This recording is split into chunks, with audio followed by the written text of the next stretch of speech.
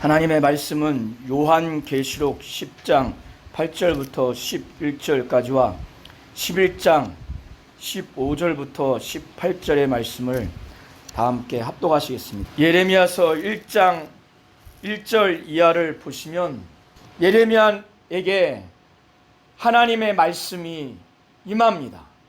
하나님의 말씀이 임하면 기쁘고 즐거워야 할 것 같은데 예레미야는 하나님의 말씀이 자기에게 임하고 자기가 선지자로 부름을 받은 그것을 깨닫고 나서 하나님, 나는 슬픕니다. 나는 아이입니다. 나는 말할 줄 모릅니다. 이런 고백을 합니다. 그가 아이이기 때문에도 그런 말을 하겠지만은 그가 이후에 선지자로서 하나님의 말씀을 전해야 하는 자기 민족들의 영적인 타락이 너무나 극악무도하기 때문에 예레미야는 하나님, 나는 어린아이입니다. 슬픕니다. 실제로 예레미야 선지자가 나중에는 애굽에 끌려가서 이름도 없이 빛도 없이 쥐도 새도 모르는 가운데 죽임을 당합니다.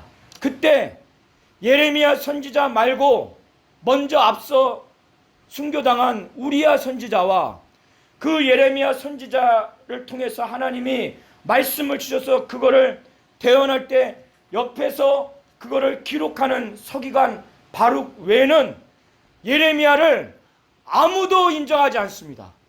분명히 하나님께 받은 말씀을 전함에도 불구하고 그 반대편에 있는 선지자, 그 악한 선지자들은, 악한 자들은 너는 예언하지 마라, 예언하지 마, 강포하고 협박하고 그렇게 하는 것이 어마어마했습니다. 자칭 선지자들이라고 하는 자들이 그러면 일대 다수면은 신앙인이라 할지라도 일대 다수면 예레미야가 신비주의자가 되어야 되는 겁니다. 예레미야가 타락한 선지자가 되어야 하는 것입니다. 그러나 예레미야서를 자세히 읽어보면 예레미야 선지자는 분명히 하나님의 말씀을 들어요. 그걸 전합니다. 그런데 결과는 일반 백성뿐만 아니라 그 당시에 나름 선지자라고 하는 영적 지도자들의 절대 다수가 예레미야와 극적으로 대치가 됩니다. 그리고 심지어는 예언하지 말라고. 왜? 그 예언의 말씀이 인간들이 볼 때는, 자기들의 상황에 볼 때는 망언인 겁니다. 자기들의 민족을 축복하는 말이 아니라 저주하는 말이에요. 그래, 그 말씀이 달지가 않은 겁니다.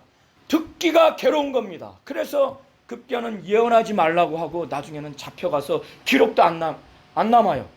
그냥 죽습니다. 예레미야가 실제로 어리기 때문에 하나님, 나는 슬픕니다. 나는 어립니다. 그런 측면에서도 그가 하나님께 자기의 슬픈 고백을 했겠지만은 자기가 속한 민족이 너무나 타락했기 때문에 이걸 감당할 수가 없는 겁니다. 자, 예레미야서 1장 1절부터 10절을 다 함께 합독하도록 하겠습니다. 슬프다고 하는 겁니다. 시편 119편 103절을 보시면 시편 기자는 말하기를, 하나님께 고백하기를, 주여, 주의 말씀의 맛이 어찌 그리 단지요, 꿀보다 더합니다. 주의 말씀의 그 맛이. 시편 119편 97절부터 읽어보시면 왜 시편 기자가 이런 고백을 했느냐. 하나님의 말씀을 내가 순종했더니 이 말씀이 주는 명철이 스승보다 승하게 하고 노인보다 승하게 한다는 거예요.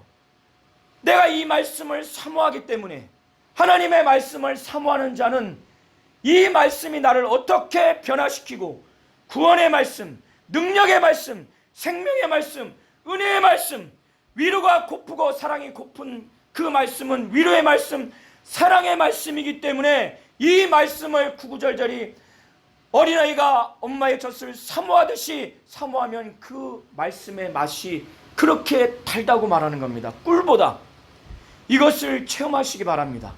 이런 하나님의 말씀의 맛을 사도 요한도 지금 하나님이 천사를 통해서 두루마리 책을 하나님 아버지가 예수를 통해서 천사에게 전해준 것을, 천사의 손에 펴진 두루마리 책을 사도 요한은 하나님으로부터 계시를 받아서 천사에게 가서 그것을 달라해라, 그걸 받아서 그때 천사가, 힘있는 천사가 그것을 먹어라, 먹으면 내 배는 쓰게 될 것이나 내 입에는 달게 될 것이다 라고 해서 그것을 먹었더니 사도 요한은 내 입에서는 달더라, 그러나 내 속에는 쓰다고 하는 것. 그래서 배가 너무 아픈 그런 상태에서 힘센 천사가 그렇게 아픈 사도 요한에게 말하는 겁니다. 다시 한번 10장 8절부터 11절을 한번 보도록 하겠습니다. 입에는 너무 달아서 좋았는데, 이것이 뭐냐면 이 힘센 천사가, 사도 요한이 본 환상이 오른발에는 바다를 밟고 있고 왼쪽 발은 땅을 밟고 있고 그 다리는 불기둥 같다는 거예요. 그 천사의 얼굴은 태양과 같고 해와 같고 그 머리에는 무지개가 있다는 겁니다. 구름을 둘러싸고, 그래서 이 엄청난 천사의 위험 있는 모습을 보고 그 천사가 하늘을 향해서 맹세한 그 말씀, 이 천사가 하나님께 맹세하기를 내가 지체하지 않겠습니다. 하나님이 그 종 선지자들에게 전한 복음의 말씀이 이르듯이 이 하나님의 비밀을 내가 반드시 이루겠습니다고 하는 하나님의 비밀의 말씀을 사도 요한은 환상 가운데 그 두루마리 책 안에 있는 내용의 말씀, 그 말씀의 속성과 성격과 내용을 환상 중에 맛본 겁니다. 너무나 배가 아파서 고통스러운 그 사도 요한에게 하나님은 힘센 천사를 통해서 너는 이것을 가서 예언해라, 너무나 고통스러운 사도 요한에게 이런 천사를 통해서 하나님은 명령하는 말씀입니다. 사도 요한은 너무나 핍박을 괴롭게 받은 다음에 반모섬에서 유배된 사람입니다. 사도 요한이 기록에 의하면은 뜨거운 그 가마니에 뜨거운 물을 팔팔팔 끓여서 죽이려고 하다가 이 반모섬에 유배시켰다고 합니다. 하나님의 말씀과 예수의 증거로 인해서 핍박받아서 유배당한 사도 요한이고, 자기만 바라보는 영적인 어린 아이들인 성도들은 지금 곧 여기서 하나님이 해결해 주지 않으면 자기와 같이 죽음에 직면하게 된 사자의 밥이 되거나 참수당할 수 있는 이 당시의 상황에서 보여준 환상이에요. 그 환상에서 또다시 예언하라고 하니, 이런 상황에서 나와 내가 지도한 영적인 아이들인 성도들에게 또다시 예언하라고 하니, 많은 백성과 나라와 방언과 임금에게, 이 당시의 로마 제국 왕들, 나를 핍박했고 내 성도들을 핍박해서 팔팔 끓이는 그 가마솥에 죽이려고 하다가 반모섬에 유배한 사도 요한과 이제 곧 특단의 조치가 없으면 참수가 당하거나 사자 밥이 될 수 있는 하나님의 자녀들에게 하나님이 하신 예언의 말씀은 그 임금의 뜻에 반한 예언의 말씀을 전하라고 하는 겁니다. 엄청나게 자기와 자기 성도들에게는 핍박을 당해서 누가 이런 사람들에게 위로를 줄 수가 있겠습니까? 어떤 사람이 무슨 말씀을 해서 위로가 줄 수 있겠습니까? 하나님만이 이 사도 요한과 이 성도들에게 위로가 될 수 있는 거예요. 이 환상은 사도 요한과 사도 요한을 통해서 듣게 될 성도들에게는 엄청난 힘이 됐을 것입니다. 이렇게 핍박을 받는데도 하나님은 눈에 보이지 않는데 사도 요한은 마찬가지고, 그때 사람의 말이 아니라 하나님의 말씀, 그 말씀이 무엇이냐, 이제 곧 끝난다, 이제 곧 심판이 시작된다, 저들은 멸망당할 것이고 너희들은 구원받을 것이라고 하는 이 예언의 말씀은 큰 힘이 됐을 거예요. 그래서 사도 요한 앞에는 초라하고 무능한 천사의 모습이 아니라 그 위엄 있는 인자이신 그리스도와 전지전능하신 하나님의 모습을 마치 보는 것처럼, 모세가 시내산에 하나님을 마치 방불케 하는 그 여호와의 사자를 보았을 때 그 두렵고 떨림이 어마어마했다는 것을 우리가 출애굽기를 통해서 볼 수 있지 않습니까? 사도 요한에게 그러한 큰 힘, 직접 보이진 않죠. 하나님을 직접 볼 수는 없으나 힘센 천사, 그 다리가 불기둥 같고 눈이 해와 같고 바다와 그 땅을 밟고 있는 그 천사가 마치 사자와 같은 그 어마어마한 소리를 들었을 때 사도 요한은 두렵고 떨림도 있겠지만은 그 천사가 전해주는 그 말씀, 그 말씀에 큰 힘을 얻었을 것이고 하나님은 그 천사를 보여주신 것입니다. 우리가 하나님의 위엄에 있는 말씀을 전하는데 말씀을 전하는 자가 낫이나 입고 있고 머리를 헤치고 있고 꼬장꼬장하면 권위가 서지 않듯이 하나님은 이 사도 요한에게 힘센 천사를 보여주신 것입니다. 11장 15절로 18절을 보시면 이 천사가 하나님 앞에 맹세하기를 지체하지 않겠습니다. 하나님이 그 선지자들에게 전한 복음이 반드시 이룬 것처럼 나도 하나님의 비밀을 이루겠습니다. 그 7대 천사가 소리를 낼 때 곧 나팔을 불 때에 바로 이루겠습니다 라고 말하는 겁니다. 그 비밀이 11장 15절로 18절의 내용입니다. 이것은 구원의 말씀과 심판의 말씀이에요. 그 두루마리 책의 내용을 말하는 겁니다. 이 힘센 천사가 자기 손에 갖고 있는 이 두루마리 책 하나님의 비밀을 7대 천사가 나팔을 불 때 이룬다는 거예요. 그 내용이 지금 두 번째 읽었던 11장 15절로 18절의 내용입니다.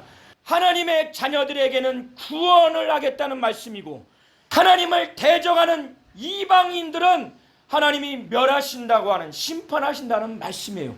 그래서 두루마리 책을 갖다 먹었더니 사도 요한이 구원의 말씀이기 때문에 능력의 말씀이기 때문에 은혜의 말씀, 평안의 말씀, 위로의 말씀, 사랑의 말씀이기 때문에 믿는 자들에게 주시는 이 말씀이 달다고 하는 것이고 또 한편에는 그 말씀 안에는 심판과 저주가 있기 때문에 단 말씀이고 또 하나는 사도 요한이 이렇게 핍박을 받아서 죽음을 면해서 이제 언제 죽을지 모르는 유배되는 상황에서 자기가 양육했던 영적 어린 아이인 성도들은 이제 참수가 되거나 사자밥이 될 수밖에 없는 이들에게 또다시 많은 사람과 많은 나라와 임금과 족속과 방언에게 예언하라고 하면은 누가 이것을 할 수 있겠습니까?